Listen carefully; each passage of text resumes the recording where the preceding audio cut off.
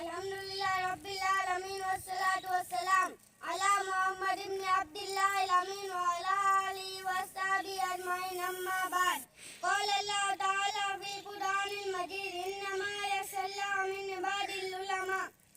جنہیں میں ڈھونڈتا تھا آسمانوں میں زمینوں میں وہ نکلے میرے ظلمت خانہ دل کے مکینوں میں قابل صدقین سامعین اکرام و مہمان اعظام آج میں ان یارانے باصفا سعیدانے اس کو وفا وہ لسانے بلال اور ساکے نبی کے تذکرہ کی سعادت حاصل کرتا ہوں